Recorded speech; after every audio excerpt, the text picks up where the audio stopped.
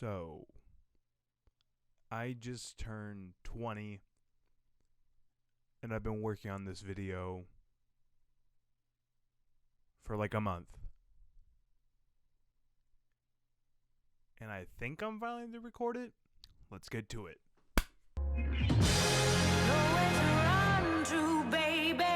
Welcome back to another Guideline review, and my first one. I'm being 20 years old. My birthday was February 9th, and I've been working on this video for a while. So what I'm doing today is I am ranking every Scorsese movie there is, except, of course, the documentaries, because those are hard to find, and plus, I just want to watch all the feature films, so I did that because he's one of my favorite directors, and I can say I've seen every single feature film of Martin Scorsese's besides the documentaries, so let's get to it. Coming at number 26, we have Guideline. So, I think I remember watching this movie in middle school for some reason. It was for my religion class, which is kind of weird when you go to a Catholic school and you're watching something about the Buddha. What sense is that? But I tell you what, man, I was bored. I was bored out of my freaking mind watching this movie. I did not like one thing about it, to be honest. It was just kind of lackluster. Nothing happened. It's just a bunch of waiting and watching this guy become an asshole and then not become an asshole. It kind of gets annoying the whole time. So I did not enjoy this watch. Coming at number 25, we have Boxcar Bertha. A lot of people say this is the worst Martin Scorsese film, but I will say I enjoyed certain things about Boxcar Bertha more than Guideline. Like, the characters, yeah, they don't have much to them, but I enjoyed them for what they were. And I liked how it was kind of hard to follow the story at many times, but what it did that I enjoyed was just kind of this kind of like weird Martin Scorsese film that was the beginning of his career that I did not know he had this style in the begin with. So it was really cool to see that. But I will say there is not really a movie I hate of Scorsese's, and the only one I really don't like that much is Guideline. Maybe I rewatched it and maybe I love it for some reason. But anyways, it's the worst one. But Boxcar Bertha, I enjoyed. Number 24, New York, New York. We get to see Robert De Niro in another Scorsese film in the beginning with Liza Minnelli. Yeah. Number 23, his first film, Who is Knocking at My Door. This one stars the great Harvey Keitel.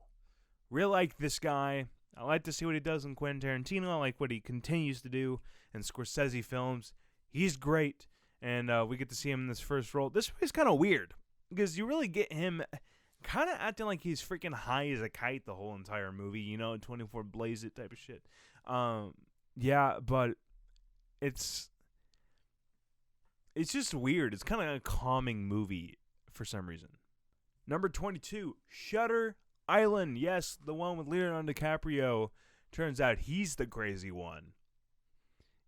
This movie doesn't do anything for me. It just happens. It goes all the way through. It doesn't do that. First watch was that. I've seen it 3 times. This was my 3rd time watching it. I just don't like this movie that much. It just doesn't hit me like it should, and it didn't overall did the right thing for a Scorsese type of film. Number 21, Cape Fear. We get to see Robert De Niro as a killer, and that was the most interesting thing about this movie. Number 20, we get to see Leonardo DiCaprio as a pilot and a filmmaker and going crazy and growing beard and only drinks milk. Very interesting, but weird. Number 19, New York Stories. And you'll be like, why is this on here? It's a 3 short film thing. Yeah, but I watched it and he made a short film and it was good. I enjoyed it. I thought he had the best one of them all in there. It was interesting. It was good. I liked it. First of all, I really liked Nick Nolte in. Number 18, After Hours. Weird shit goes down. 3 girls like him. None of them succeed. What the hell happened? But I liked it. Number 17, Gangs of New York.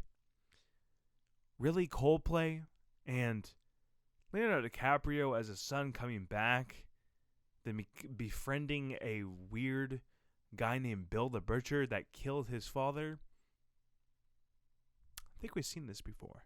Number 16, The Last Temptation of Christ. Every Catholic Christian's favorite movie.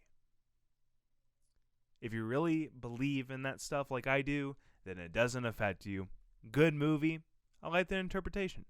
Number 15, Age of Innocence. You want to see Daniel Day-Lewis be very sad for an entire movie and try to cheat on his wife like nothing ever happens and everything's fine and dandy. This is the movie for you. And for some reason, I enjoyed it. Number 14, we get a loud music cue, and we get to see Harvey Keitel acts like an awesome guy. But we also get to see Robert De Niro acts like a little brat. Interesting. Number 13, Bringing Out the Dead. We actually see Nicolas Cage in a serious role that I really do like. And this is a weird, cool take about the night shift of an ambulance that I really enjoyed. But it also had this weird kind of horror vibe to it. I really did enjoy this movie. I'm surprised it doesn't get that much credit or talked about at all. It's actually really surprising. Number 12, Alice Doesn't Live Here Anymore. Yes, she doesn't live here anymore because she's not taking any of that shit from these men. Guess what that sounds like? 2020? Way to go, Martin Scorsese, for projecting the future. Number 11, Casino. A lot of narration. When I got at least 20 minutes in, I was like, when is it going to stop? It doesn't stop, and for some reason, at the end of it, I really did enjoy it, but I wasn't really liking it at first. I'll tell you what, man. Sharon Stone in this movie could be one of the hottest girls I've ever seen in a film. Number 10, The Irishman. Yeah, it's a 3-hour-long movie. It's peak Scorsese. That's what I love about it. Love this film. Number 9, Hugo, a movie that I did not enjoy and understand when I was little. But the more I thought about it and the more I watched it, the more I loved this film for everything it takes with all the history of film. And as a major film fan, I gain a lot from it. And there's a lot of hidden things you can rewatch this movie. And Asia Butterfield kills it and continues to kill it until he's in those awful movies like The Space Between Us.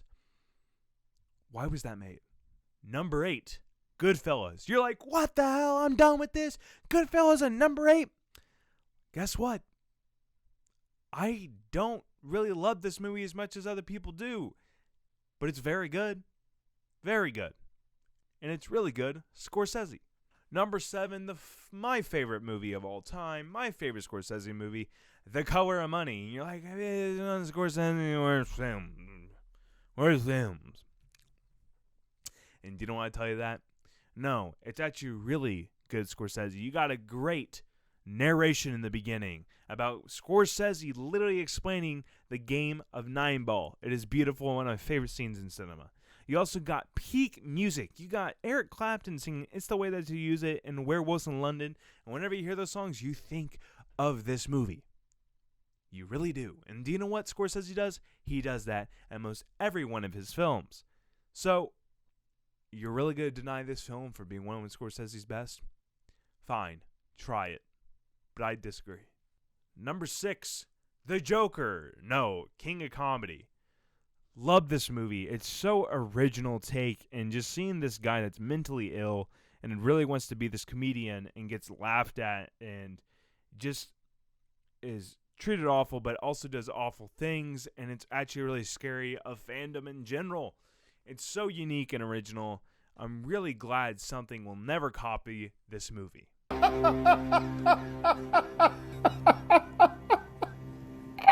Number 5, Wolf of Wall Street.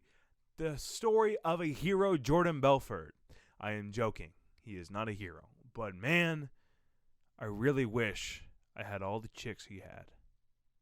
Don't we all? Margot Robbie? Come on. Number 4, The Departed. Okay? You got Matt Damon. You got Leonardo DiCaprio. And you got Jack Nicholson. It's amazing. It's very, very well done, this movie. I don't care if it's a freaking remake, for God's sakes. It is a great film. Very good. Just this very unique style of doing a film. I love the beginning of showing the origins of everything and how certain characters die throughout the film. It's just amazing. I love this movie. This will be a rewatch for me forever. It's just a great, great movie. Number 3, the most unlike of any Scorsese movies, and I think is one of his best and the most underrated of all his films, and that is Silence. We get to see the great performance of Andrew Garfield that is just mind-blowing good. You also get to see something that he cares about, religion, and we get to see religion broken down in someone. But we also get to see a light where you can't really take religion and just pass it away. It will always still be in you. If you guys have not seen Silence, please do. It is something extraordinary. Number 2, Raging Bull. I love boxing movies. I love Robert De Niro. Joe Pesci and Robert De Niro's chemistry in this movie is just something extraordinary that I really, really love. And it just does something to a new level, in my opinion. It just knocks it out of the park and does everything right. And I love the choice of doing black and white because you're not focused about all the things around it. You're focused on the characters. And number 1 is Taxi Driver.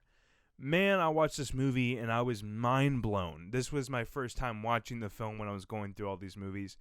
And wow, this movie just kind of took me by the head and was like, hey, look, this is filmmaking. And wow, it's really interesting to see this guy that you kind of feel sorry for in the beginning. And then you kind of see the craziness and how he tries to go kill people, and then he becomes a hero for killing people. It's so weird in how kind of what Nightcrawler does and takes a story of something in the media, of something actually being really bad, and we're seeing the background on it and see what actually happened compared to what we're being told.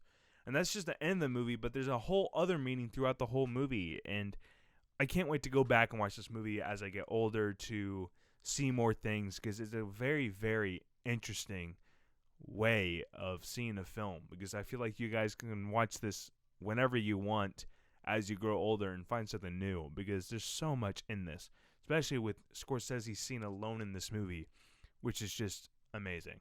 So guys, that is my ranking of the Scorsese movies. Let me know if you want to see something like this again. Me going down to film directors and watching all his movies. It took me a long ass time. Like, I started December, and that was a long time, and I didn't really finish until the end of January. It's just taken me a little bit to record this because everything that's been coming up. But man, I really did enjoy this. So thank you guys for watching. See you guys next time. Goodbye.